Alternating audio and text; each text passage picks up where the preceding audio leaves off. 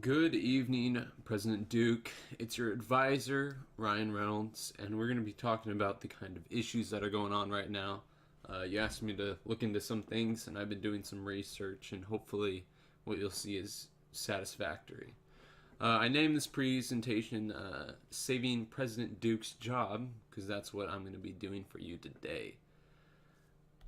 So, first off, we need to do some important business. We need to look specifically for the best restaurants next time you go on Air Force One, because that's really important for a presidency. Also, the best golf courses, specifically in California. I hear they're amazing, and of course, you can't be a president without going on a golf trip.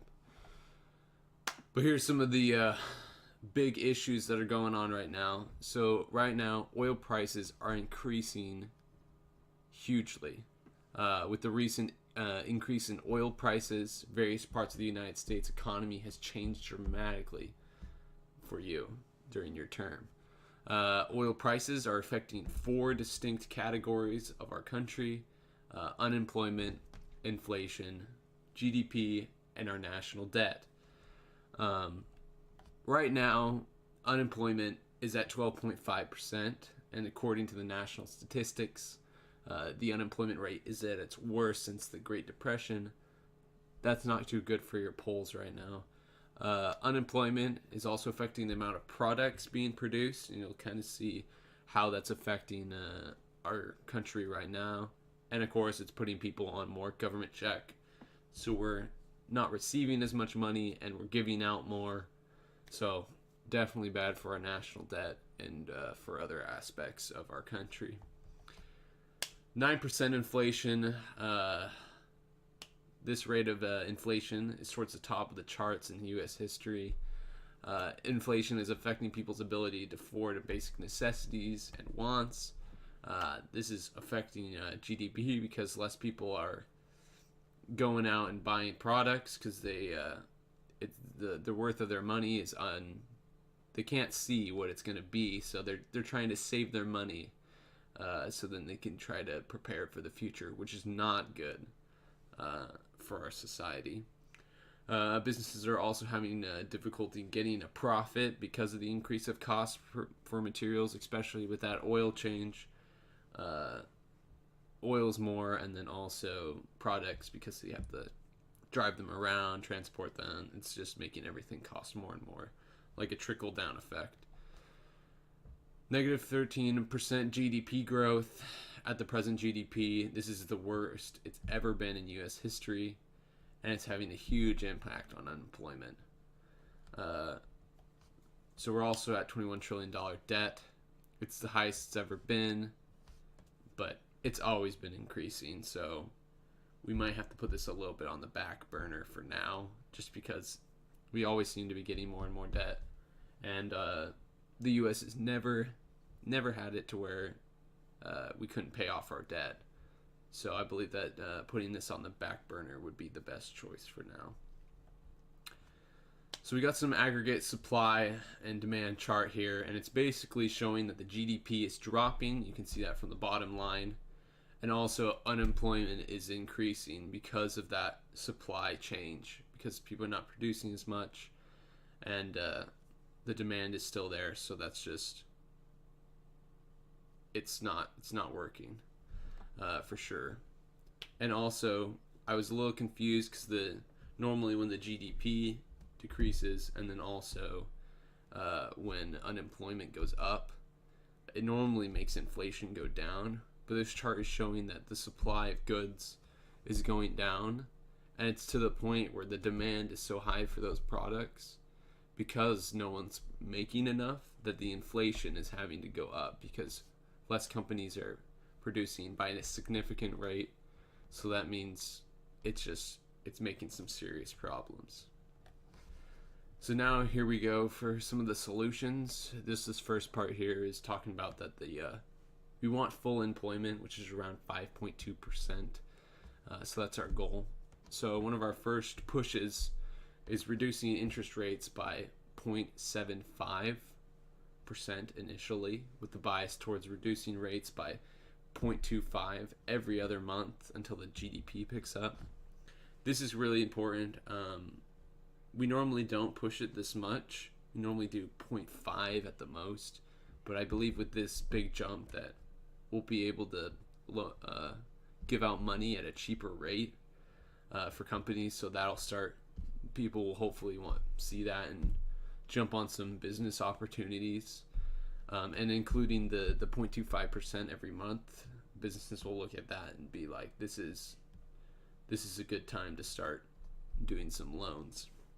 Also, we're going to open up the federal oil reserves to help push oil prices down since they're so high right now. Of course, we don't want to flood the market with oil because that will drop it down too much, causing the oil companies to not see as much profit, and that means they might lay off some more people, which is not what we want right now.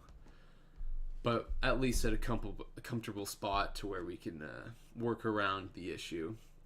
We're also going to be making an announcement that oil drilling permits will be fast-tracked and more drilling in the U.S. We want to open up some more land for oil companies, and also the permits are extremely hard to go through for oil companies. So with companies seeing that the fast track, they might want to invest in some oil, buying machinery or whatever to start doing the oil drilling. So that of course will create some more jobs as well, and bring that oil rate down, or the oil costs down. We're also going to be doing a massive investment in infrastructure. It's going to be producing tons and tons of jobs and putting tons of money into the economy. Start to really quickly do some work boosting up the economy. And we really want to be doing really serious boosts to the economy because we are way below what we should be. So we really got to pick this up, and we need to make some quick changes. So the sooner we get on this, the sooner the better. Of course, it'll be on roads, bridges, lights, highways, etc. We'll do a complete rework. Of course, we can't pay for fixing everything, but that'll definitely be a huge help for the economy. So how are we going to be paying for this giant infrastructure plan? We're going to have a little bit of a pushback from some of the federal departments. We're going to be rollbacking budgets to 2006. I believe that the departments, their budgets have been growing too much. So basically we should bring it down to the 2006 level. And as you know, the budgets, they always pay the full amount for their budget, because if they don't pay the full budget, then we'll reduce it down to whatever they had, and they don't want to do that. So they pay it every time, then they get an increase on their budget, and then it just exponentially gets worse and worse. So at 2006 level, we will create a $1 trillion surplus, and this will go into the infrastructure plan. This will be a really, really good thing to use that money for. So we got a couple people that we got some emails from. So this is Angela Sirocco, the Silver Cougars president, who wants to maintain the purchasing of elderly people's assets. This was her statement right here. Aren't rising prices the major concern in our country? It's getting so that we can't afford to buy food at grocery stores or proper health care. Also, young people won't be able to afford the American dream of owning their own home if we don't contain this price increase. A lot of people look at our kind of increasing in trying to increase the unemployment or decrease the unemployment and increase the GDP, which would normally increase inflation. And I think that's where their concerns are at, is the inflation increasing because of our pushes. The thing is I believe that when we increase the GDP and decrease the unemployment, this should also decrease some of the inflation. because the reason why that the inflation is so high is because of the lack of supply of goods, because of the reducing, obviously, or the increase in unemployment, because they're not producing as much, and then also people are not selling as much. So we need to get that going. And then changing. One of the things that we also should change that I've recently been looking at. So we should change the elderly when they receive their retirement funds, like their money that they start living off of when they get to that age. We should move it back to when they start getting that. We should move it a couple years back, because since when we had that started, the life expectancy was much lower. So now we're stretching that money that they've been accumulating onto a longer amount of time, which is kind of, it's not enough to live off anymore. So if we move it back farther, the money, they'll earn more money for that plan, and then also so they'll have more money per month.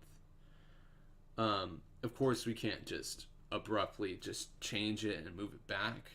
I would say within like 5 years of getting to that point, we should say, hey, we're gonna move it back 3 years, 5 years. Of course, we can talk about this later, but we should move it back so that way, shorter amount of time that they'll be on that plan.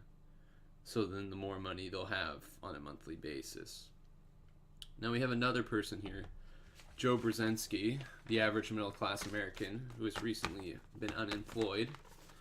This was his statement that he gave to me. If taxes are cut for businesses so that unemployment opportunities can be created from an economic growth, what guarantees do we have that the jobs will be in the United States, and that businesses will not merely expand unemployment overseas? None of my points were necessarily on taxes. However, I can see where kind of, I'm not sure where this person's coming from, but I could see us in the future doing some business tax cuts. And what so we want to incentivize U.S. jobs, which means that companies with like a 90% to 95% employment in the U.S. will get those tax cuts. So basically, any company that wants to do a bunch of people outside of our country, they can't do that. Also, the infrastructure plan will affect unemployment immensely, and that is U.S. citizens making those roads. So I believe that will also help our unemployment. And then fast-tracking oil contracts, of course, those will create jobs as well. But I can see his concerns for the future, for sure. I hope that this presentation was up to your standards, and I hope that you have a great time in California doing some golfing. And we'll be still in our office doing some work, so have a good vacation.